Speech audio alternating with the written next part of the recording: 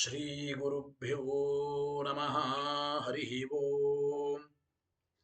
श्रियपत्ते नित्य गणित गुणमाणिक्य विशद प्रभाजालोल्लासोपहत सकलापद्यतमसे जगज्जन्मस्थेव प्रलय रचनाशीलवपुषे नमो शेषाम्नाय स्मृतिरुदयदीप्ताय हरये येन प्रादुर्भावे भूमिवलये व्यस्तारे गोसन्ततिः प्रबोधिश्रुतिपङ्कजं करुणया प्रकाशीतत्वं परम् ध्वान्तं ध्वंसमनायि साधुनिकरश्चाकारे सनमार्गगः तेन व्यासदिवाकरेण सततं मात्याजि मे मारसम् व्याप्तिर्यस्य निजे निजेन महसा पक्षे सपक्षे स्थितिः व्यावृत्तिश्च विपक्षतोत विषये सत्तिर्न वै बाधिते नैवास्ति प्रतिपक्षयुक्तिरतुलं शुद्धं प्रमाणं समे भूयात्तत्त्वविनिर्णयाय भगवानानन्दतीर्थो मुनिः भवति यदनुभावादेडमूकोऽपि वाग्मी जडमतिरपि जन्तुर्जायते प्राज्ञमौलिः सकलवचनचेतो देवता भारती सा मम वचसि निधत्तां सन्निधिं मानसे च रमानिवासोचितवासभूमि सन्न्याय रत्नावलि जन्मभूमि वैराग्यभाग्यो मम पद्मनाभतीर्थामृताब्धिर्भवताद्विभूतिः पदवाक्यप्रमाणज्ञान् प्रतिवादिमदच्छिदः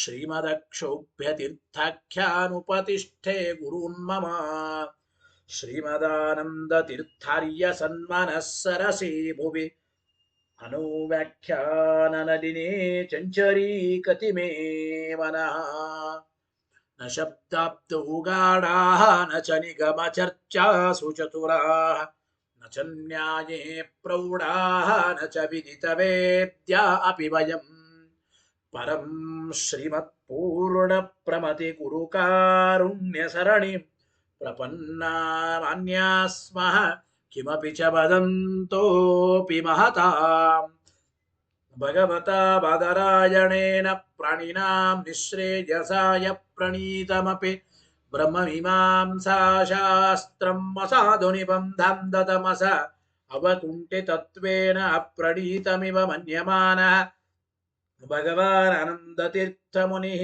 यथाचार्याभिप्रायम् अस्य भाष्यं विधाय अनुभाष्यमपि करिष्यन् विलीन प्रकृतितया स्वयमन्तराय विदुरोऽपि अनवरतमीश्वर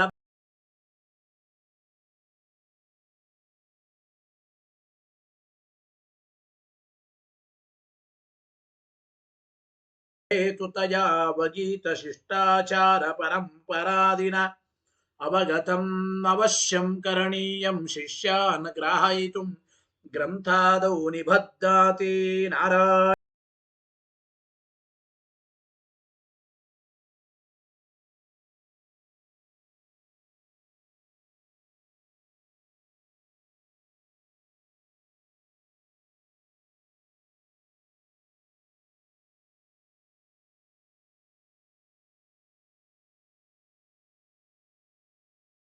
मञ्जसैव विशेषतो मे परमाख्य विद्या व्याख्यां करोम्यन्वपि चाहमेव ओमो मथातो ब्रह्म जिज्ञासा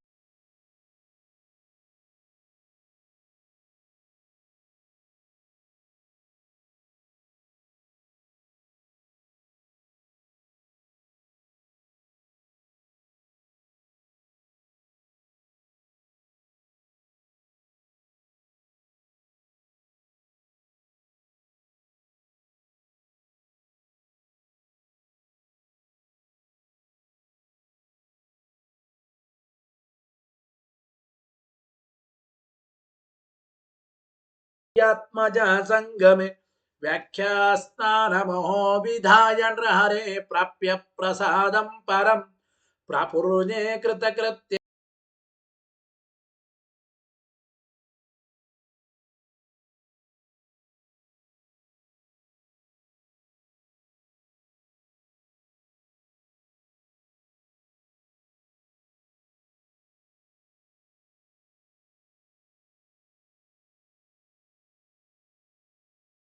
ಅದಗ್ಧಂ ಯಸ್ಯ ಕೌಪೀನಂ ಅಗ್ನೌ ದತ್ತಮಪಿ ಸ್ಫುಟಂ ವೇದವ್ಯಾಸ ಗುರುಂ ನೌಮಿ ಶ್ರೀವೇದೇಶ ನಮಸ್ಕೃತಂ ಸತ್ಯನಾಥ ಗುರು ಪಾತು ಯೋಧೀರೋ ನವಚಂದ್ರಿಕಾ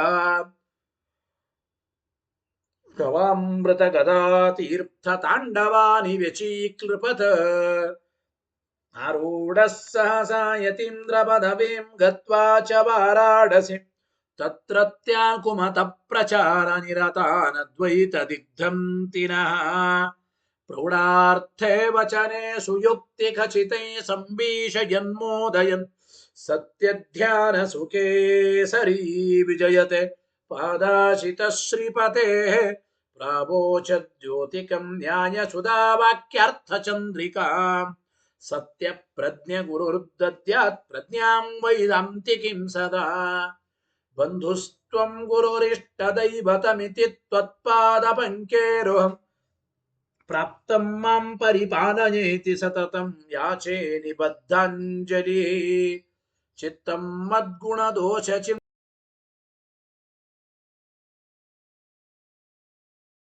ಗುರೋಸ್ತ್ವದಂಗ್ರಿಯುಗಲಂ ಹಿತ್ವಾ ನಮೇ ಸದ್ಗತಿಃ ಸತ್ಯಾಭಿಜ್ಞ ಕರಾಬ್ಜೋತ್ಥಾನ್ ಪಂಚಾಶದ್ವರ್ಷ ಪೂಜಕಾನ್ ಸತ್ಯ ಪ್ರಮೋದ ತೀರ್ಥಾರ್ಯಾನ್ ನೌಮಿನ್ಯಾಯ ಸುಧಾರತಾನ್ ವೇದೇಶ ಮುನಿ ಸತ್ಪಾದ ಸೇವಾ ಸಂಪ್ರಾಪ್ತ ವೈಭವಾನ್ ಯಾದವಾರ್ಯಾನ್ ವರಸುಧಾ ಟೀಕಾಕಾರಾನ್ ವಯಂ ನುಮಃ ಪೃಥ್ವೀಮಂಡಲ ಮಧ್ಯಸ್ಥಾಃ ಪೂರ್ಣಬೋಧಮತಾನುಗಾಃ ವೈಷ್ಣವಾ ವಿಷ್ಣುಹೃದಯಾಃ ತಾನ್ನಮಸ್ಸೇ ಗುರುನ್ಮಮ ಆಪಾದಮೌಲಿ ಪರ್ಯಂತಂ ಗುರುಣಾಮಾಕೃತಿಂ ಸ್ಮರೇತ್ ತೇನ ವಿಘ್ನಾಃ ಪ್ರಣಶ್ಯಂತಿ ಸಿದ್ಧ್ಯಂತಿ ಚ ಮನೋರಥಾಃ ಶುಭಾಂ ಧ್ಯಾಯಂತಿ ಯೇ ಕಾಮಾನ್ ಗುರುದೇವಃ ಪ್ರಸಾದಜಾನ್ ಇತರಾನ್ ಆತ್ಮಪಾಪೋತ್ಥಾನ್ ತೇಷಾಂ ವಿದ್ಯಾ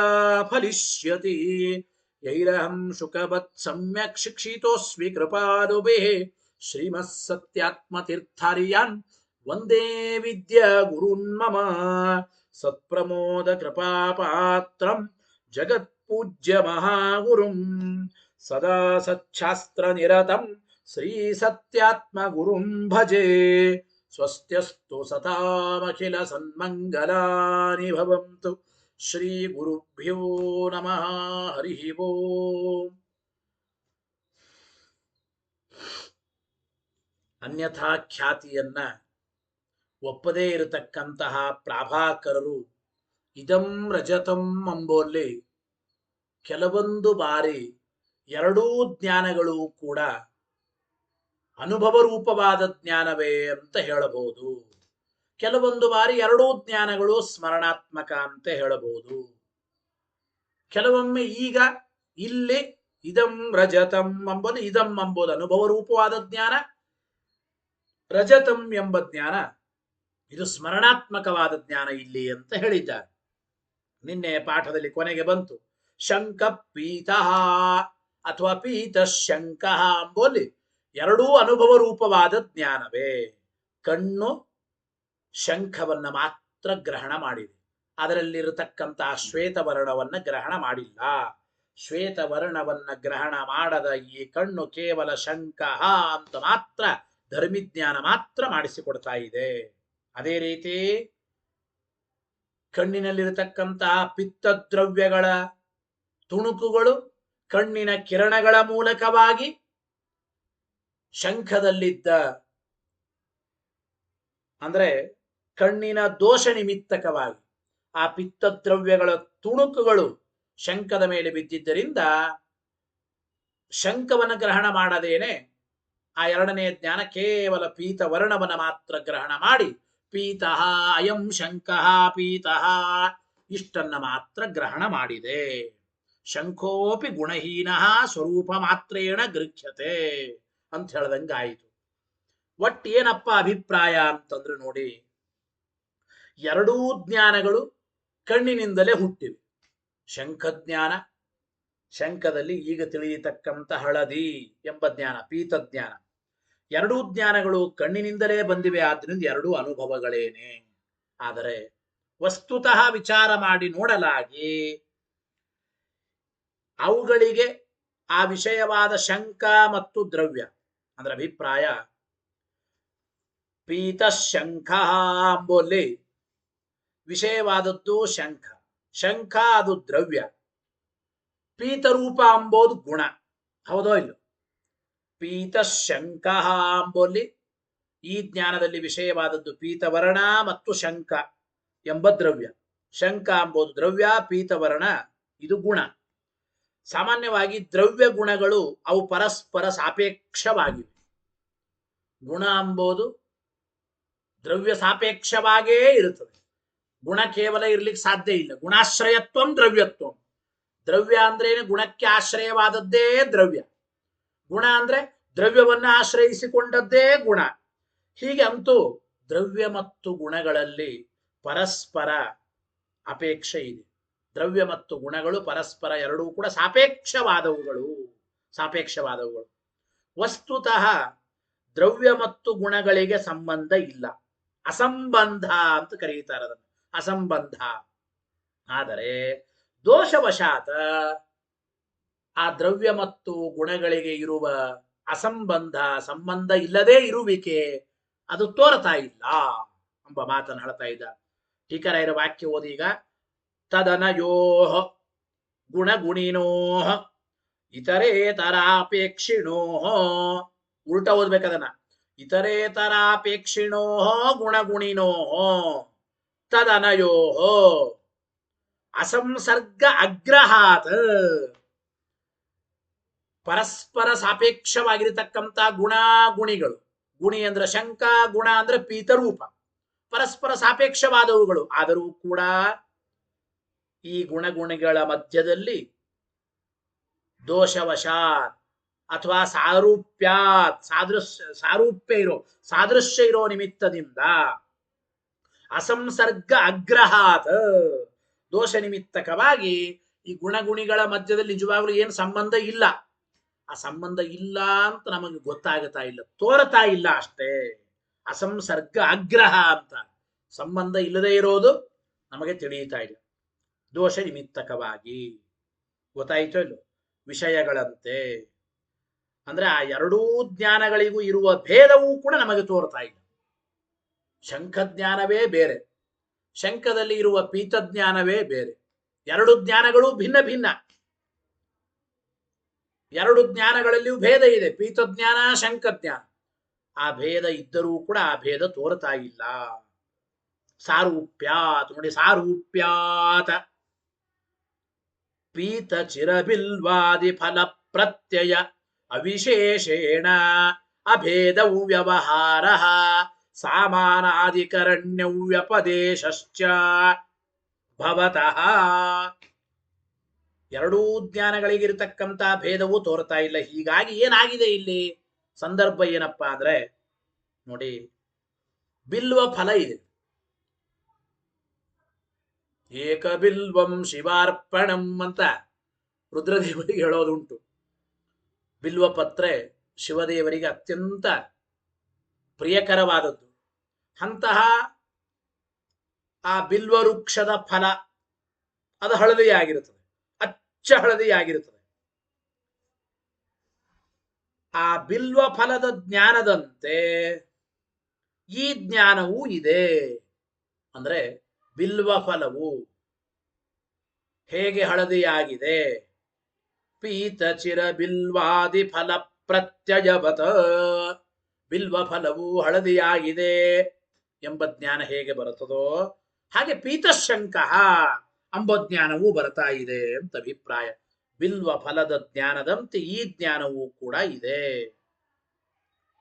ಅಂದರೆ ಎರಡೂ ಜ್ಞಾನಗಳಲ್ಲಿ ವಿಷಯಗಳಿಗಾಗಲಿ ಜ್ಞಾನಗಳಿಗಾಗಲಿ ಅಸಂಸರ್ಗ ಇದೆ, ಆದರೆ ಇದ್ದ ಅಸಂಸರ್ಗ ತೋರೋದಿಲ್ಲ ದೋಷವಶ. ಪೀತಃ ಎಂಬ ಜ್ಞಾನ, ಶಂಕಃ ಎಂಬ ಜ್ಞಾನ, ಅಥವಾ ಪೀತ ಎಂಬ ಗುಣ, ಶಂಕ ಎಂಬ ಗುಣಿ ಧರ್ಮಿ. ಅಂದ್ರೆ ವಿಷಯಗಳ ಮಧ್ಯದಲ್ಲಿಯೂ ಅಸಂಬಂಧ, ಅಸಂಸರ್ಗ ಇದೆ, ಸಂಬಂಧ ಇಲ್ಲ. ಜ್ಞಾನಗಳ ಮಧ್ಯದಲ್ಲಿಯೂ ಅಸಂಸರ್ಗ, ಸಂಬಂಧ ಇಲ್ಲ.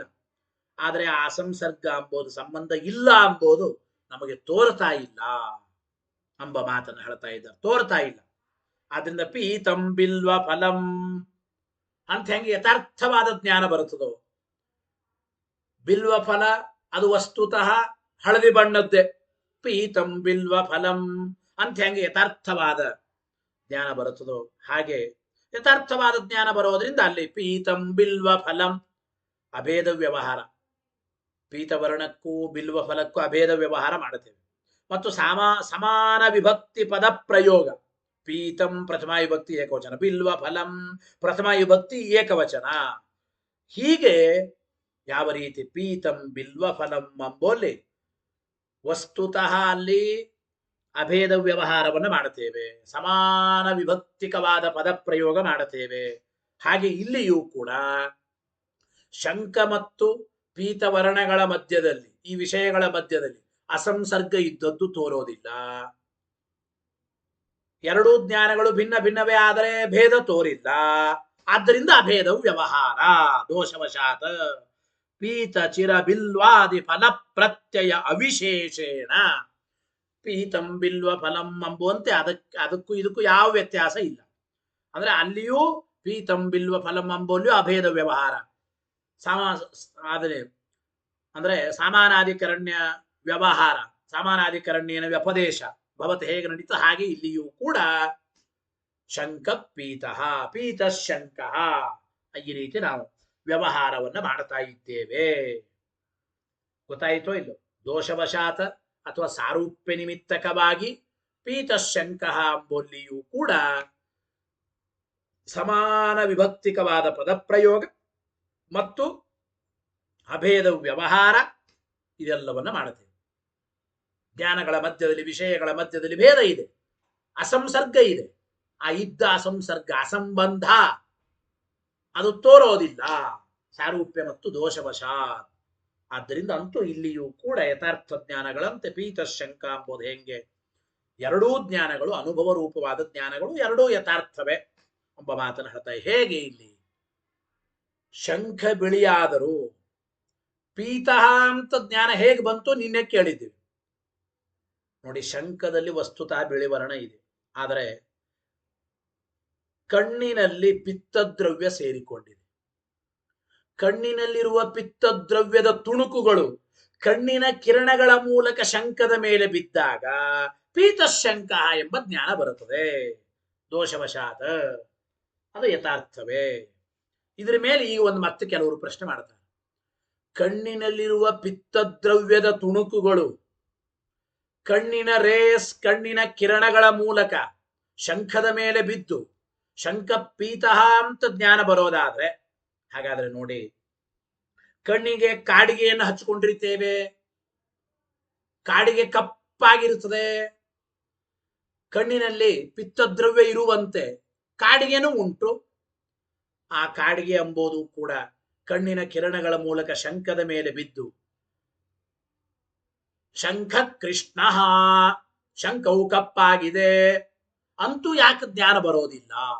ನೀವೇನಂದ್ರೆ ಕಣ್ಣಿನಲ್ಲಿರುವ ಪಿತ್ತದ್ರವ್ಯದ ತುಣುಕುಗಳು, ಕಣ್ಣಿಗೆ ಕಾಮಾಲೆ ದೋಷ ಅಂಟಿಕೊಂಡಿದೆ, ಕಣ್ಣಿನಲ್ಲಿ ಪಿತ್ತದ್ರವ್ಯ ಇದೆ, ಆ ಪಿತ್ತದ್ರವ್ಯದ ತುಣುಕುಗಳು ಕಣ್ಣಿನ ರೇಸ್ ಕಿರಣಗಳ ಮೂಲಕ ಶಂಖದ ಮೇಲೆ ಬಿದ್ದು ಈ ಶಂಖ ಹಳದಿಯಾಗಿದೆ ಅಂತ ಜ್ಞಾನ ಬರೋದಾದ್ರೆ ಕಣ್ಣಿಗೆ ಪೂರ್ಣ ಕಾಡಿಗೆ ಮೆತ್ತಿಕೊಂಡಿರ್ತಾನೆ.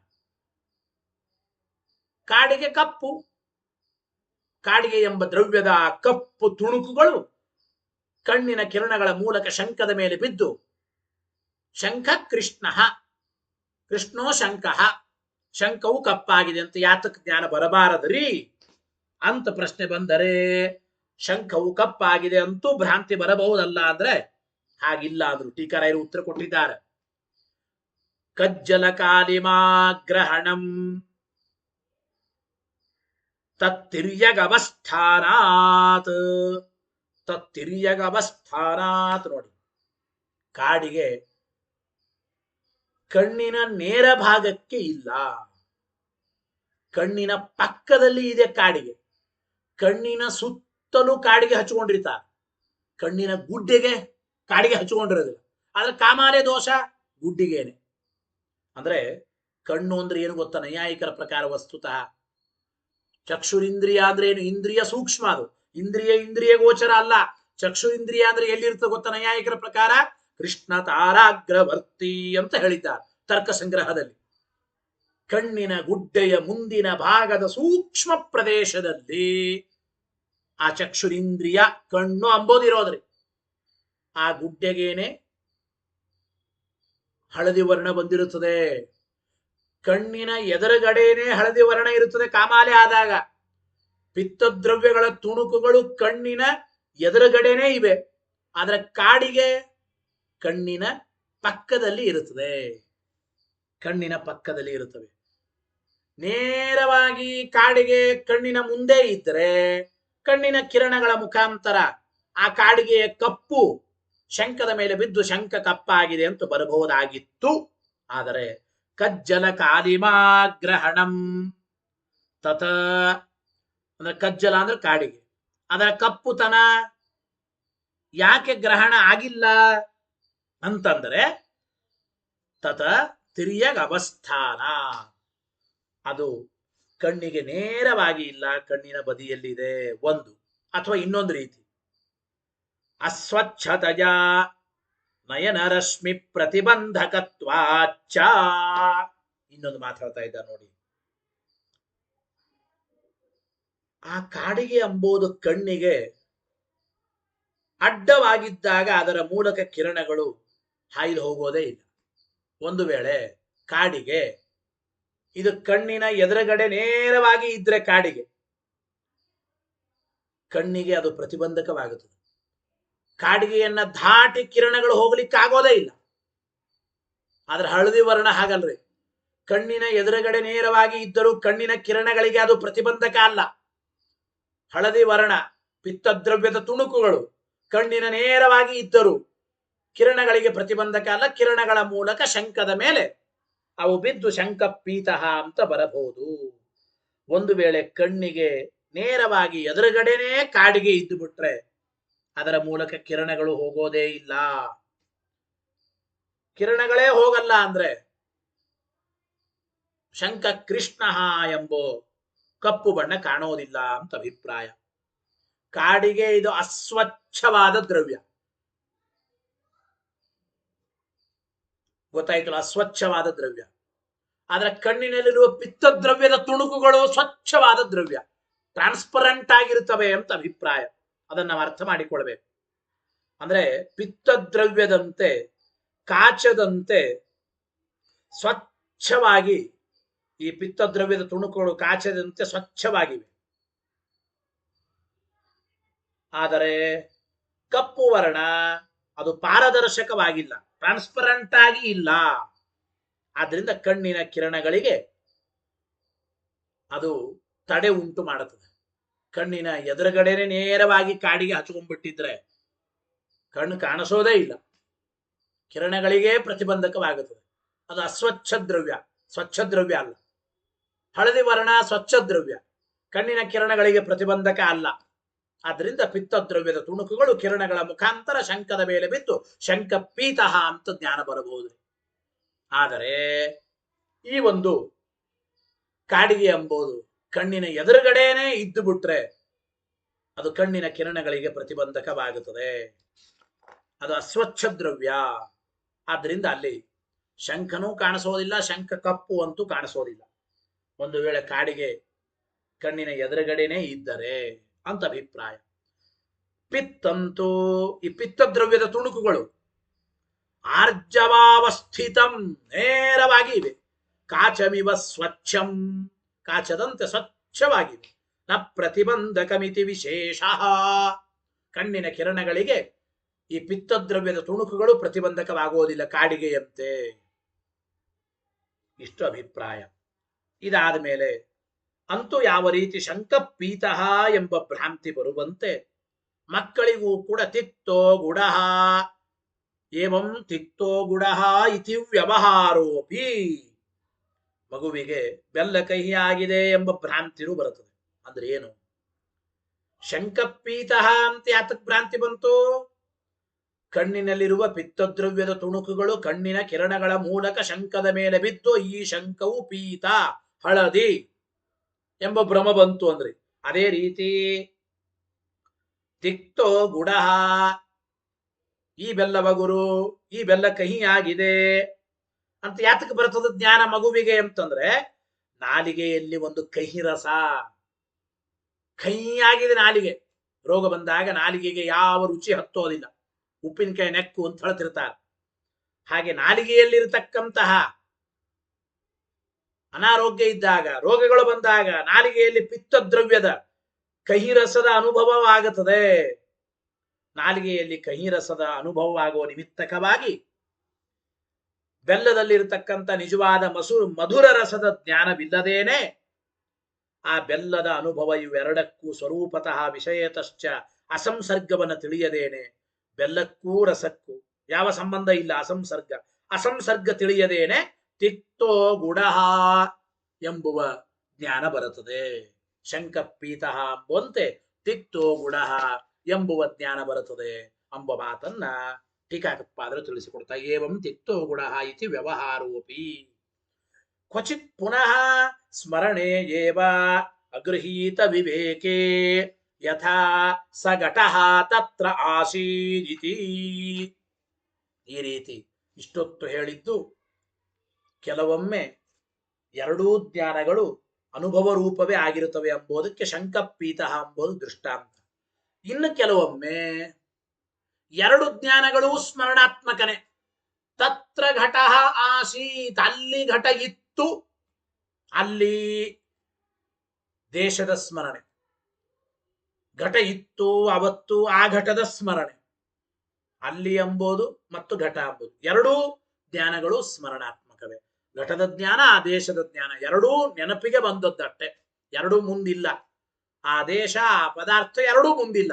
ತತ್ರ ಘಟಃ ಆಸಿ, ಎರಡೂ ಕೂಡ ಸ್ಮರಣಾತ್ಮಕವಾದ ಜ್ಞಾನವೇ. ಎಂಥ ಸ್ಮರಣಾತ್ಮಕ ಜ್ಞಾನ? ಕ್ವಚಿತ್ ಪುನಃ ಸ್ಮರಣೇಯೇವ ತತ್ರ ಘಟಾಸೀತ್ ಎಂಬಲ್ಲಿ ಎರಡೂ ಸ್ಮರಣ ರೂಪವಾದ ಜ್ಞಾನವೇ. ಅಗೃಹೀತ ವಿವೇಕೆ, ಆ ದೇಶದ ಜ್ಞಾನವೇ ಬೇರೆ, ಘಟದ ಜ್ಞಾನವೇ ಬೇರೆ. ಎರಡರ ಮಧ್ಯದಲ್ಲಿ ವಿವೇಕ ಜ್ಞಾನ ಆಗಿಲ್ಲ, ಭೇದ ಜ್ಞಾನ ಆಗಿಲ್ಲ. ಎರಡು ಜ್ಞಾನಗಳು ಪ್ರತ್ಯೇಕ ಭಿನ್ನ ಭಿನ್ನವೇ, ಸಂಬಂಧ ಇಲ್ಲ, ಆದರೂ ಅಸಂಸರ್ಗ ಜ್ಞಾನ ಆಗಿಲ್ಲ ಅಂತ ಅಭಿಪ್ರಾಯ. ನೋಡಿ, ಆ ಘಟ ಅಲ್ಲಿ ಇತ್ತು ಎಂಬ ಭ್ರಾಂತಿ ಅಂದ್ರೆ ಇಲ್ಲಿಯೂ ಒಂದೊಮ್ಮೆ ಎಲ್ಲೋ ನೋಡಿದ ಘಟದ ಸ್ಮರಣೆ. ಮೊದಲು ಘಟ ಆಸೀತ್, ಘಟದ ಸ್ಮರಣೆ, ಆ ದೇಶವನ್ನ ಬಿಟ್ಟು. ಅದರಂತೆ ಒಮ್ಮೆ ನೋಡಿದ ಆ ಪ್ರದೇಶದ ಸ್ಮರಣೆಯೂ ಬರುತ್ತದೆ. ವಸ್ತುತಃ ಆ ದೇಶಕ್ಕೂ ಘಟಕ್ಕೂ ಏನು ಸಂಬಂಧ ಇಲ್ಲ, ಅಸಂಸರ್ಗ ಇದೆ, ಆದ್ರೆ ಅಸಂಸರ್ಗ ತೋರೋದಿಲ್ಲ. ಗೊತ್ತಾಯಿತು ಇಲ್ಲ? ಆದರೂ ಆ ಎರಡು ಸ್ಮರಣೆಗಳಿಗೆ ಸ್ವರೂಪತಃ ಅಂದ್ರೆ ದೇಶಕ್ಕಾಗಲಿ ಘಟಕ್ಕಾಗಲಿ ವಿಷಯಗಳಿಗೆ ಅಥವಾ ಸ್ವರೂಪತಃ ಜ್ಞಾನಗಳಿಗೆ ಅಸಂಸರ್ಗ ಎಂಬ ತಿಳಿಯದೇನೆ ಆ ಘಟ ಅಲ್ಲಿ ಇತ್ತು. ಅಸಂಸರ್ಗ ಅಗ್ರಹ ನಿಮಿತ್ತಕವಾಗಿ ಜ್ಞಾನ ಅಂತ ಅವರಂತಾರೆ ಪ್ರಾಭಾಕರ್. ಅಂದ್ರೆ ವಸ್ತುತಃ ಇಲ್ಲಿ ಆ ದೇಶಕ್ಕೂ ಆ ಘಟಕ್ಕೂ ಸಂಬಂಧ ಇಲ್ಲ. ಆ ಸಂಬಂಧ ಇಲ್ಲ ಎಂಬುದು ತಿಳಿಯದೇನೆ ಆ ದೇಶಕ್ಕೂ ಆ ಘಟಕ್ಕೂ ಭೇದ ಇದೆ, ಆದ್ರೆ ಭೇದ ಜ್ಞಾನ ಆಗೋದ್ರೆ ಭೇದ ಅಗ್ರಹ, ಅಸಂಸರ್ಗ ಅಗ್ರಹ ನಿಮಿತ್ತಕವಾಗಿ ತತ್ರ ಘಟಃ ಆಸೀತ್ ಅಂತ ಜ್ಞಾನ ಬರುತ್ತದೆ. ಭ್ರಮ ಅಲ್ಲ ಇದು, ಎರಡೂ ಸ್ಮರಣಾತ್ಮಕವಾದ ಜ್ಞಾನ ಅಂತ ಈ ರೀತಿ ಅವರು ಹೇಳ್ತಾ ಇದ್ದಾರೆ. ಯಥಾ ಸಹ ಘಟಃ ತತ್ರ ಆಸೀದಿತಿ ಅನಜೈವ ದಿಶಾ. ಇದೇ ಒಂದು ಮಾರ್ಗದಿಂದ ಇದೇ ರೀತಿಯಾಗಿ ಅನಾಥ ಚಕ್ರಾದಿ ವ್ಯವಹಾರಾ ಸರ್ವೇಪಿ ನಿರ್ವಾಖ್ಯಾ. ಇದೇ ರೀತಿಯಾಗಿ ತಿರುಗುವ ಒಂದು ಬಂಡಿಯ ಚಕ್ರವನ್ನು ನೋಡಿ ಇದು ವಸ್ತುತಃ ಅದು ಚಕ್ರ ಅಲ್ರಿ, ಬೆಂಕಿಯ ಉಂಡೆ. ಒಂದೇ ಬೆಂಕಿಯ ಉಂಡೆ ಗರಗರ ಗರಗರ ಗರಗರ ತಿರುಗುತ್ತದೆ. ಇದು ಬೆಂಕಿಯ ಚಕ್ರ ಅಂತ ಭ್ರಮ ಬರುತ್ತದೆ. ಇಲ್ಲಿಯೂ ಇದೇ ರೀತಿ ಅರ್ಥ ಮಾಡಿಕೊಳ್ಳಬೇಕು ಎಂಬ ಮಾತನ್ನ ಪ್ರಾಭಾಕರರು ತಿಳಿಸಿಕೊಡ್ತಾ ಇದ್ದಾರೆ. ಅಲಾತ ಚಕ್ರ ಆದಿಪದ ಬೇರೆ ಇಟ್ಟಿದ್ದಾರೆ, ಟೀಕಾ ತಿಳ್ಕೋಬೇಕಿದೆ. ಅನಯೈವ ದಿಶಾ, ಇದೇ ಮಾರ್ಗದಿಂದಲೇನೆ ಅಲಾತ ಚಕ್ರಾದಿ ವ್ಯವಹಾರ, ಬೆಂಕಿಯ ಉಂಡಿ ಚಕ್ರ ಅಂತ ಜ್ಞಾನ ಬರೋದು ಅಥವಾ ಸ್ವಪ್ನಗಳ ಭ್ರಾಂತಿ ಜ್ಞಾನ, ಎಲ್ಲ ವ್ಯವಹಾರವನ್ನು ಸಮರ್ಥನೆ ಮಾಡಬೇಕು. ಹೇಗೆ? ಸುಮ್ಮನೆ ಅರ್ಥ ಮಾಡಿಕೊಳ್ಳಿ. ಅಲಾತ ಚಕ್ರ ಭ್ರಮ ಅಂದ್ರೇನು? ಬೆಂಕಿಯ ಉಂಡೆಯನ್ನು ತಿರುಗಿಸಿದಾಗ, ಒಂದು ದೊಡ್ಡ ಬೆಂಕಿಯ ಉಂಡೆ, ಅದನ್ನ ಗರ ಗರ ಗರ ಗರ ಗರ ತಿರುಗಿಸ್ತಾರೆ. ಆ ಬೆಂಕಿಯ ಉಂಡೆ ಗರ ಗರ ಗರ ಗರ ತಿರುಗಿಸುವಾಗ ಚಕ್ರವಾಗಿ ನಮಗೆ ತೋರದಂಗೆ ಆಗುತ್ತೆ, ಚಕ್ರವೇ ಕಾಣಿಸ್ತದೆ. ಆ ಬೆಂಕಿಯ ಉಂಡೆಗಂತೂ ವಿಭಿನ್ನ ಪ್ರದೇಶಗಳ ಸಂಬಂಧ ಇದೆ. ಅಂದ್ರೆ ಒಂದೊಂದು ಕ್ಷಣಕ್ಕೂ ಗರ ಗರ ಗರ ಗರ ಗರ ಗರ ಬೆಂಕಿಯ ಉಂಡೆ ತಿರುಗಿಸುವಾಗ ಈ ಪ್ರದೇಶ, ಈ ಪ್ರದೇಶ, ಈ ಪ್ರದೇಶ, ಈ ಪ್ರದೇಶ, ಈ ಪ್ರದೇಶ, ಈ ಪ್ರದೇಶ, ಈ ಪ್ರದೇಶ, ಹೀಗೆ ಅನೇಕ ಪ್ರದೇಶಗಳ ಸಂಬಂಧ ಬೆಂಕಿಯ ಉಂಡೆಗೆ ಆಗುತ್ತದೆ. ಬಹಳ ಚೆನ್ನಾಗಿ ಹೇಳ್ತಾ ಇದ್ದಾರೆ. ಬೆಂಕಿಯ ಉಂಡೆ ಗರಗರ ಗರ ತಿರುಗುವಾಗ ಎಲ್ಲ ದೇಶಗಳ ಸಂಪರ್ಕ. ಆದರೆ ಒಂದನೇ ಕ್ಷಣಕ್ಕೆ ಈ ದೇಶ ಸಂಪರ್ಕ, ಎರಡನೇ ಕ್ಷಣಕ್ಕೆ ಮುಂದಿನ ದೇಶ, ಮೂರನೇ ಕ್ಷಣಕ್ಕೆ ಅದರ ಮುಂದಿನ ದೇಶ, ನಾಲ್ಕನೇ ಕ್ಷಣಕ್ಕೆ ಇನ್ನೂ ಮುಂದಿನ ದೇಶ, ಹಿಂಗೆ ಕಾಲಿಕವಾದ ಒಂದು ಅಂತರ ಇದೆ. ಅಂದ್ರೆ ಎಲ್ಲಾ ದೇಶದ ಸಂಬಂಧ ಏಕಕಾಲಕ್ಕೆ ಆ ಬೆಂಕಿಯ ಉಂಡೆಗೆ ಇಲ್ಲ. ಆದರೆ ಆ ಕಾಲಿಕವಾದ ಅಂತರ ಇದ್ದರೂ ಕೂಡ ಆ ಕಾಲದ ವ್ಯವಧಾನ, ಆ ಕಾಲದಲ್ಲಿ ಬೇರೆ ಬೇರೆ ಎಂಬುದು. ಅಂದ್ರೆ ಈ ಕ್ಷಣಕ್ಕೆ ಈ ದೇಶದ ಸಂಬಂಧ ಈ ಚಕ್ರಕ್ಕೆ, ಈ ಕ್ಷಣಕ್ಕೆ ಈ ದೇಶದ ಸಂಬಂಧ, ಇದು ಗೊತ್ತಾಗೋದಿಲ್ಲ ನಮಗೆ. ಗರ ಗರ ಗರ ಗರ ಗರ ಬೆಂಕಿಯ ಉಂಡೆ ತಿರುಗುವಾಗ ಅದು ಚಕ್ರದಂತೆ ಕಾಣಿಸ್ತದೆ. ಆ ಚಕ್ರ ಎಲ್ಲಾ ದೇಶಗಳ ಸಂಬಂಧ, 10 ದೇಶಗಳ ಸಂಬಂಧ ಏಕಕಾಲಕ್ಕೆ ಉಳ್ಳದ್ದಾಗಿದೆ ಅಂತ ಅನಿಸ್ತದೆ. ವಸ್ತುತಃ ಆ ಬೆಂಕಿಯ ಉಂಡೆಗೆ, ಚಕ್ರ ಅಂತ ಅಂದುಕೊಂಡ ಬೆಂಕಿಯ ಉಂಡೆಗೆ ಕಾಲಿಕವಾದ ಒಂದೊಂದು ಕ್ಷಣದಲ್ಲಿ ಬೇರೆ ಬೇರೆ ದೇಶಗಳ ಸಂಬಂಧ ಬರುತ್ತದೆ. ಆ ಕಾಲಿಕವಾದ ಅಂತರ ಇದೆ, ಆದರೂ ಕೂಡ ಆ ಕಾಲದ ವ್ಯವಧಾನ ನಮಗೆ ಗೊತ್ತಾಗುತ್ತಾ ಇಲ್ಲ. ಈ ರೀತಿಯಾಗಿ ಈ ಕಾಲದ ವ್ಯವಧಾನ ಗೊತ್ತಾಗುತ್ತಾ ಇಲ್ಲ. ಆದ್ದರಿಂದ ಬೆಂಕಿಯ ಉಂಡೆ ತಿರುಗೋದನ್ನು ನೋಡಿ ಅದನ್ನು ಚಕ್ರ ಎಂಬುವ ಭ್ರಮ ಬರುತ್ತದೆ. ನೋಡಿ, ಅತಿ ಸೂಕ್ಷ್ಮವಾದ ಆ ಕಾಲದ ಅಂತರದಲ್ಲಿ ತತ್ತ ಪ್ರದೇಶಗತ ಬೆಂಕಿಯ ಉಂಡೆಯ ನಿರಂತರವಾದ ಜ್ಞಾನಗಳಿಗೆ ಭೇದ ಇದೆ ನಿಜವಾಗಿ. ಅಂದ್ರೆ ಬೆಂಕಿಯ ಉಂಡೆ ಇಲ್ಲಿ ಬಂತು, ಇಲ್ಲಿ ಬಂತು, ಇಲ್ಲಿ ಬಂತು, ಇಲ್ಲಿ ಬಂತು, ಇಲ್ಲಿ ಬಂತು, ಇಲ್ಲಿ ಬಂತು. ಒಂದೊಂದು ದೇಶಗಳಿಗೂ ಬರುವಾಗ ಆಯಾ ದೇಶಕ್ಕೆ ಆ ಬೆಂಕಿಯ ಉಂಡೆಯ ಸಂಪರ್ಕವಾಗುತ್ತದೆ. ಆ ಬೆಂಕಿಯ ಉಂಡೆಯ ನಿರಂತರವಾದ ಜ್ಞಾನಗಳಿಗೆ ಭೇದ ಇದೆ. ಆದರೆ ಫಾಸ್ಟ್ ಆಗಿ ಆ ಬೆಂಕಿಯ ಉಂಡೆ ತಿರುಗೋದ್ರಿಂದ ಆ ಜ್ಞಾನಗಳಿಗೆ ನಮಗೆ ಭೇದ ತೋರೋದಿಲ್ಲ. ಭೇದ ತಿಳಿಯದೇನೆ ಚಕ್ರ, ಇದು ಅಲಾತ ಚಕ್ರ ಅಂತ ಹಿಂಗೆ ವ್ಯವಹಾರ ಮಾಡುತ್ತೇವೆ ಎಂಬ ಮಾತನ್ನು ಹೇಳ್ತಾ ಇದ್ದಾರೆ. ಅಲಾತ ಚಕ್ರ ಭ್ರಮ ಅಂತಂದ್ರೆ ಇದನ್ನ ಕರೀತಾ ಇದ್ದಾರೆ ಎಂಬ ಮಾತನ್ನ ಬಹಳ ಚೆನ್ನಾಗಿ ಅವರು ಸಮರ್ಥನೆ ಮಾಡಿ ಕೊಟ್ಟಿದ್ದಾರೆ. ಇದರ ಜೊತೆಗೆ ಇನ್ನೊಂದು ಮಾತನ್ನು ಹೇಳ್ತಾ ಇದ್ದಾರೆ.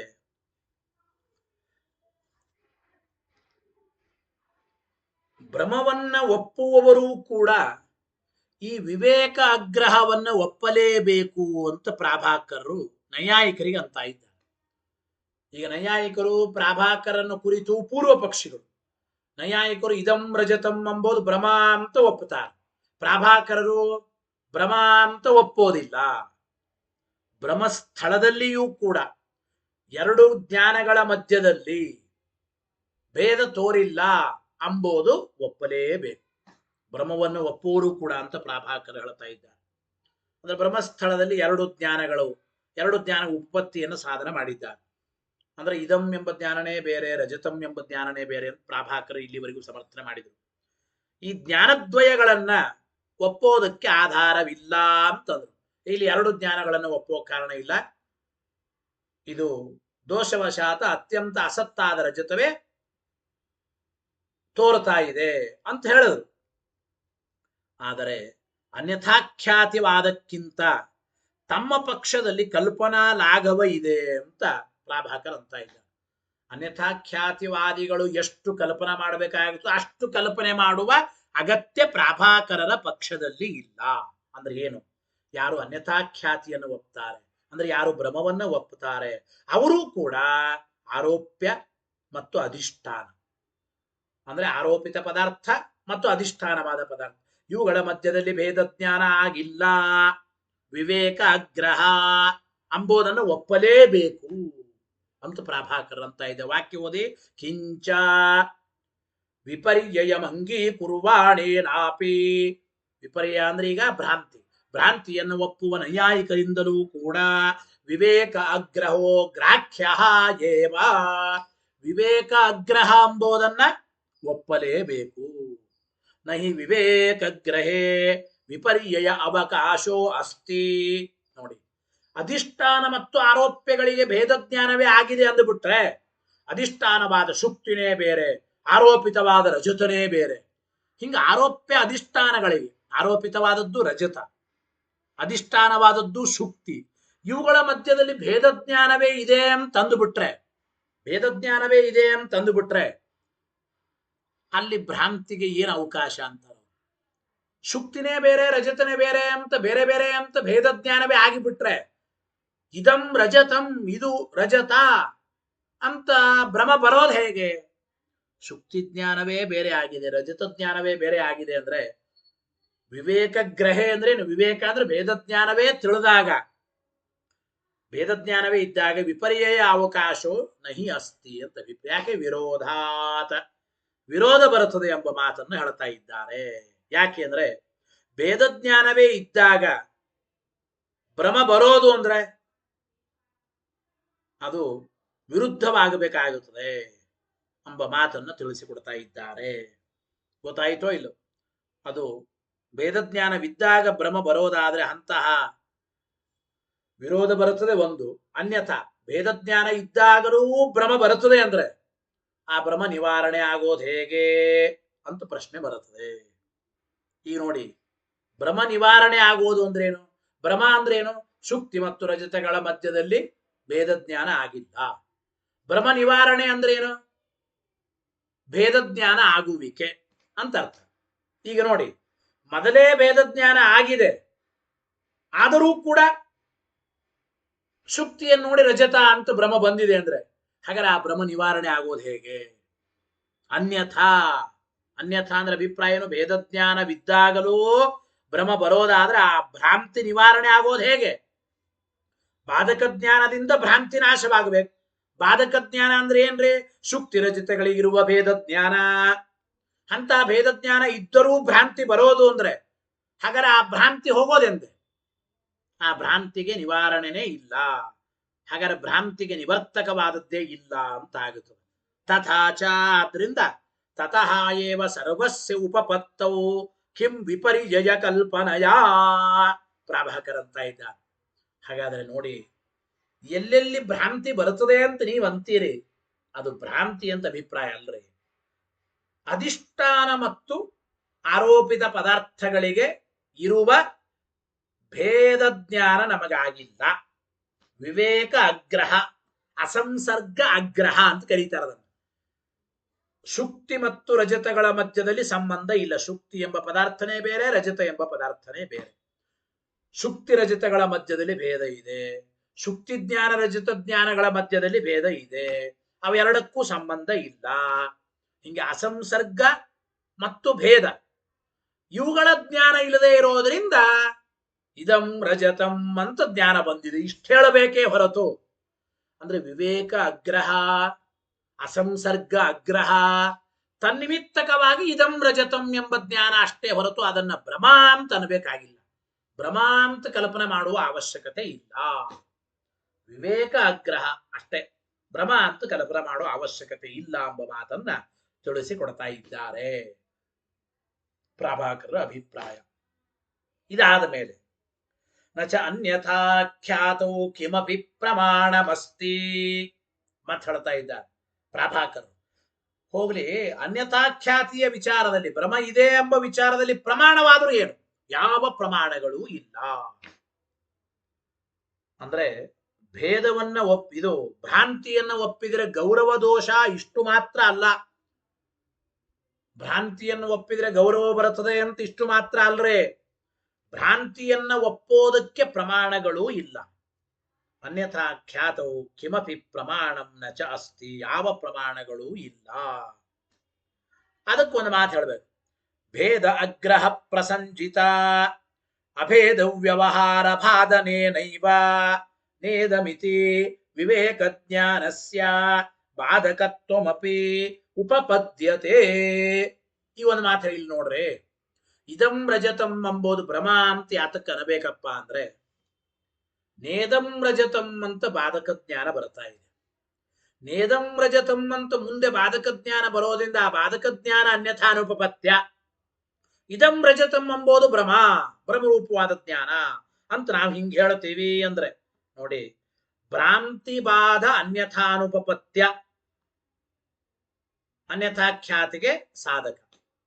ಭ್ರಾಂತಿ ಬಾಧ ಜಗತ್ತಿನಲ್ಲಿ ಇದೆ ಅಂದ್ರೆ ನೇದಂ ರಜತಂ ಅಂತ ಬಾಧಕ ಜ್ಞಾನವನ್ನು ನೋಡಿದಾಗ ಹಿಂದಿನ ಜ್ಞಾನ ಇದಂ ರಜತಂ ಎಂಬುದು ಭ್ರಮ ಅಂತ ಗೊತ್ತಾಗುತ್ತದಲ್ವೋ ಅಂದ್ರೆ ಹಂಗಲ್ಲ ಅಂದ್ರು.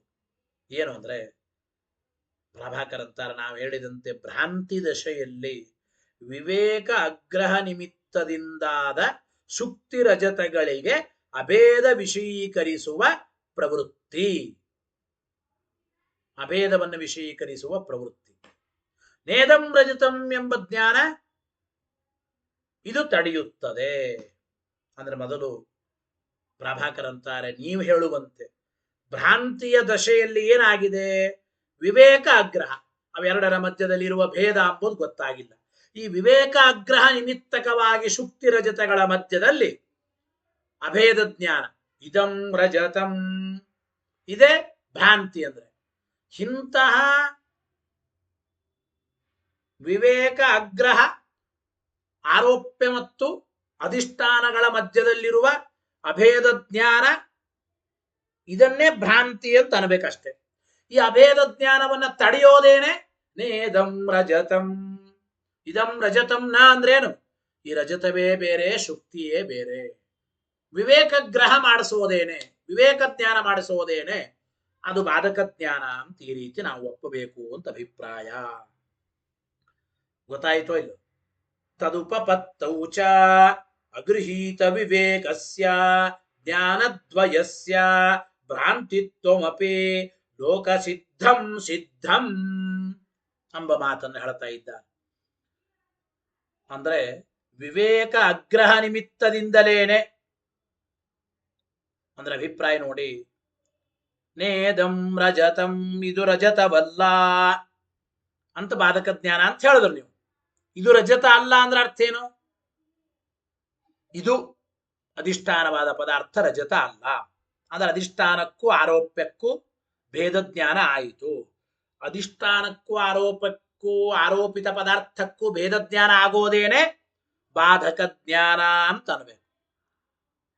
ಹಾಗಾದ್ರೆ ಅದಕ್ಕಾಗಿ ಜ್ಞಾನವನ್ನ ಭ್ರಾಂತಿ, ಅಭೇದ ವಿಷಯಕವಾದ ಜ್ಞಾನ ಭ್ರಾಂತಿ, ಭೇದ ವಿಷಯಕವಾದ ಜ್ಞಾನ ಬಾಧ ಅಂತ ಇಷ್ಟನ್ರಿ, ಯಾರು ಬೇಡಂತ. ಆ ಜ್ಞಾನದ ವಿಷಯವನ್ನೇ ಬಾಧಿಸುತ್ತದೆ. ಹಿಂಗೆ ಅಂದ್ರೆ ಇದನ್ನ ಭ್ರಾಂತಿ ಬಾಧ ಅಂತ ಹೇಳಬೇಕಾಗಿಲ್ಲ ಅಂತ ಅಭಿಪ್ರಾಯ. ನೇದಂ ರಜತಂ ಎಂಬ ಜ್ಞಾನ ಬಾಧವೆಂದ ಮೇಲೆ ಇದಂ ರಜತಂ ಎಂಬ ಜ್ಞಾನ ಇದು ವಿವೇಕ ಅಗ್ರಹ ರೂಪವಾದದ್ದು. ಸ್ವತಃ ತಾನು ಸಾಕ್ಷಾತ್ತಾಗಿ ಅಬಾಧ್ಯವಾದರೂ ಕೂಡ ತನ್ನಿಂದಾದ ಒಂದು ಅನ್ಯಥಾ ವ್ಯವಹಾರ ಅದು ಬಾಧ್ಯವಾದ್ದರಿಂದ ತಾನೇ ಭ್ರಾಂತಿ ಎನಿಸಬಹುದು, ಅಷ್ಟೇ ಅಭಿಪ್ರಾಯ. ಅದನ್ನು ಇದಂ ರಜತಂ ಇತ್ಯಾದಿ ಜ್ಞಾನಗಳು ಯಥಾರ್ಥವೇ, ಈ ರೀತಿಯಾಗಿ ಅನುಮಾನ ಮಾಡಬಹುದು ಎಂಬ ಮಾತನ್ನು ತಿಳಿಸಿಕೊಡ್ತಾ ಇದ್ದಾರೆ. ಗೊತ್ತಾಯಿತೋ ಇಲ್ಲ? ಅಂದ್ರೆ ಒಟ್ಟು ಅಭಿಪ್ರಾಯ ಇಷ್ಟು. ಭ್ರಾಂತಿ ಅಂದ್ರೆ ಅಭಿಪ್ರಾಯ ಇಷ್ಟು ಹೇಳ್ರಿ. ಅಧಿಷ್ಠಾನ ಆರೋಪ್ಯ ಪದಾರ್ಥಗಳಿಗೆ ಭೇದ ಜ್ಞಾನ ಆಗಿಲ್ಲ, ವಿವೇಕ ಅಗ್ರಹ, ಅಸಂಸರ್ಗ ಅಗ್ರಹ, ಇಷ್ಟೇ ಅಲ್ಲಿ. ಅಸಂಸರ್ಗ ಅಗ್ರಹ, ವಿವೇಕ ಅಗ್ರಹ, ಹೊರತು ಅದನ್ನ ಭ್ರಾಂತಿ ಅನ್ನಬೇಕಾಗಿಲ್ಲ. ಅದನ್ನೇ ನೀವು ಭ್ರಾಂತಿ ಅಂದ್ರೆ ಅನ್ಕೊಳ್ಳಿ. ನೇದಂ ರಜತಂ ಎಂಬಲೇನು ವಿವೇಕ ಗ್ರಹ, ಎರಡರ ಮಧ್ಯದಲ್ಲಿರುವ ಭೇದ ಜ್ಞಾನ ಗೊತ್ತಾಯಿತು, ಇಷ್ಟೇ ಅಭಿಪ್ರಾಯ. ಅಸಂಸರ್ಗದ ಅಗ್ರಹ ಇತ್ತು, ಅಸಂಸರ್ಗದ ಗ್ರಹ ಜ್ಞಾನ ಬಂತು. ಅಂದ್ರೆ ಅಸಂಸರ್ಗ ಅಗ್ರಹ ವಿವೇಕ ಅಗ್ರಹ ನಿಮಿತ್ತಕವಾಗಿ ಅಭೇದ ವ್ಯವಹಾರ ನಡೆಯುತ್ತಾ ಇತ್ತು. ಭ್ರಾಂತಿ ಅಂದ್ರೆ ಏನು? ಅಸಂಸರ್ಗಾಗ್ರಹ ವಿವೇಕ ಅಗ್ರಹ ನಿಮಿತ್ತಕವಾಗಿ ನಡೆಯುವ ಅಭೇದ ವ್ಯವಹಾರ ಸಮಾನಾಧಿಕರಣ್ಯೇನ ಪದಪ್ರಯೋಗ, ಸಮಾನ ವಿಭಕ್ತಿಕ ಪದಪ್ರಯೋಗ ಇವೆಲ್ಲವೂ ನಡೆಯುತ್ತವೆ. ಬಾಧಕ ಜ್ಞಾನ ಅಂದ್ರೆ ಏನು? ವಿವೇಕ ಗ್ರಹ, ಅಸಂಸರ್ಗ ಗ್ರಹ ಇವು ಬಂದು ಇದು ಬೇರೆ ಅದು ಬೇರೆ ಅಂತ ಜ್ಞಾನ ಮಾಡಿಸಿತು. ಅಷ್ಟೇ ಅಭಿಪ್ರಾಯ ಎಂಬ ಮಾತನ್ನು ಹೇಳ್ತಾ ಇದ್ದಾರೆ. ಅದ ತದುಪಪತ್ತೌ ಚ ಅಗೃಹೀತ ವಿವೇಕಸ್ಯ ಜ್ಞಾನದ್ವಯಸ್ಯ ಭ್ರಾಂತಿತ್ವಮಪಿ ಲೋಕಸಿದ್ಧಂ ಸಿದ್ಧಂ ತಥಾ ಚ ಪ್ರಯೋಗ. ಪ್ರಭಾಕರ್ ಹೇಳ್ತಾ ಇದ್ದಾರೆ. ಹಾಗಾದ್ರೆ ಏನ್ ಪ್ರಯೋಗ ಗೊತ್ತಾ? ನೋಡಿ, ಅಂದ್ರೆ ಇದಂ ರಜತಂ ಅಂಬೋಲಿಯೂ ಕೂಡ ವಿಗೀತ ಪ್ರತ್ಯಯ ಯಥಾರ್ಥ ಪ್ರತ್ಯಯತ್ವಾತ್ ಸಂಪ್ರತಿಪನ್ನವತ್. ಅಂದ್ರೆ ಇದಂ ರಜತಂ ಎಂಬ ಜ್ಞಾನ ಇದು ಬ್ರಹ್ಮ ಹೌದೋ ಅಲ್ಲೋ, ಈ ರೀತಿಯಾಗಿ ವಿವಾದಕ್ಕೆ ವಿಷಯೀಭೂತವಾದ ಜ್ಞಾನ ಅಂತ ಅಭಿಪ್ರಾಯ. ಅಂದ್ರೆ ಇದಂ ರಜತಂ ಮೊದಲಾದ ಜ್ಞಾನಗಳು. ಅಂದ್ರೆ ಇದು ಭ್ರಾಂತಿ ಹೌದೋ ಅಲ್ಲೋ ಎಂಬ ವಿವಾದಕ್ಕೆ ವಿಷಯೀಭೂತವಾದ ಇದಂ ರಜತಂ ಮೊದಲಾದ ಜ್ಞಾನಗಳು ವಿಗೀತ ಪ್ರತ್ಯಯ. ಅಂದ್ರೆ ಇದಂ ರಜತಂ ಎಂಬ ಮೊದಲಾದ ಜ್ಞಾನಗಳು ಯಥಾರ್ಥವೇ ಆಗಿವೆ. ಯಾಕೆಂದ್ರೆ ಪ್ರತ್ಯಯತ್ವ ಜ್ಞಾನದಂತೆ ಅಯಂ ಘಟ ಎಂಬ ಜ್ಞಾನನೂ ಒಂದು ಜ್ಞಾನ. ಅಯಂ ಘಟ ಎಂಬ ಜ್ಞಾನ ಅದು ಒಂದು ಜ್ಞಾನವಾದ್ದರಿಂದ ಆ ಜ್ಞಾನ ಯಥಾರ್ಥ ಅಂತಾಗಿದೆ ಇಲ್ಲೋ. ಇದಂ ರಜತಂ ಎಂಬುದು ಒಂದು ಪ್ರತ್ಯಯ, ಒಂದು ಜ್ಞಾನ. ಆದ್ದರಿಂದ ಇದಂ ರಜತಂ ಎಂಬ ಜ್ಞಾನವು ಯಥಾರ್ಥವೇ. ಈ ರೀತಿಯಾಗಿ ಹೇಳಬೇಕು. ಈ ಅಭಿಪ್ರಾಯದಲ್ಲಿ ಭ್ರಮ ಅನ್ನಬೇಕಷ್ಟೇ ರೀ. ವಿವೇಕ ಅಗ್ರಹ, ಅಸಂಸರ್ಗ ಅಗ್ರಹ ನಿಮಿತ್ತಕವಾಗಿ ಅಭೇದ ವ್ಯವಹಾರ ಮಾಡುತ್ತೇವೆ ಅಷ್ಟೇ. ನಿಜವಾಗಲೂ ಅಭೇದ ಇಲ್ಲ, ಇಷ್ಟೇ ಅಭಿಪ್ರಾಯ ಅಲ್ಲಿ. ಹೊರತು ಅದನ್ನ ಭ್ರಾಂತಿ ಎಂಬುವ ಅವಶ್ಯಕತೆ ಇಲ್ಲ ಅಂತ ಪ್ರಾಭಾಕರ ಅಭಿಪ್ರಾಯ. ಇನ್ನು ಮುಂದೆ ಪ್ರಾಭಾಕರ ಮಾಡಿದ ಈ ಅನುಮಾನದಲ್ಲಿ ವಿಗೀತ ಪ್ರತ್ಯಯ ಯಥಾರ್ಥ ಪ್ರತ್ಯಯತ್ವಾತ್, ಎಲ್ಲಾ ಜ್ಞಾನಗಳು ಯಥಾರ್ಥವೇ. ವಿಗೀತ ಪ್ರತ್ಯಯ ಅಂತೇನು ಪ್ರಾಭಾಕರರು ಪಕ್ಷ ಮಾಡಿದ್ದಾರೆ. ವಿಗೀತ ಪ್ರತ್ಯಯ ಅಂದ್ರೆ ಈ ಪಕ್ಷದಲ್ಲಿ ಅಂದ್ರೆ ಇದಂ ರಜಿತಂ ಎಂಬ ಜ್ಞಾನ ತಗೋಬೇಕು ಅಂತ ಅವರಂದ್ರು. ಯಾವ ಜ್ಞಾನ ತಗೋಬೇಕು? 5 ವಿಕಲ್ಪ ಮಾಡ್ತಾ ಇದ್ದಾರೆ. ವಿವಾದ ವಿಷಯೀಭೂತವಾದ ಜ್ಞಾನ ಅಂದ್ರೆ ಯಾವುದು? ರಜತ ಜ್ಞಾನವು, ಅನುಭವ ರೂಪ ಜ್ಞಾನವು, ಸ್ಮರಣ ರೂಪ ಜ್ಞಾನವು, ಹಿಂಗೆಲ್ಲ ಅನೇಕ ರೀತಿ ವಿಕಲ್ಪ ಮಾಡಿ ಮೀಮಾಂಸಕರ ಪೂರ್ವ ಪಕ್ಷ ಮಾಡಿದೆ. ಅದಕ್ಕೆ ಪ್ರಾಭಾಕರ ಮತ್ತೆ ಉತ್ತರ ಹೇಳ್ತಾ ಇದ್ದಾರೆ. ಆ ಪಾಠವನ್ನ ಮುಂದಿನ ನಾಳಿನ ಪಾಠದಲ್ಲಿ ತಿಳಿಯೋಣ. ನಾಳೆ ಆಚಾರ್ಯರು ನೇರವಾಗಿ ಮಠದಲ್ಲಿ ಪಾಠ ಹೇಳತೇನೆ ಅಂತ ಹೇಳಿದ್ದಾರೆ.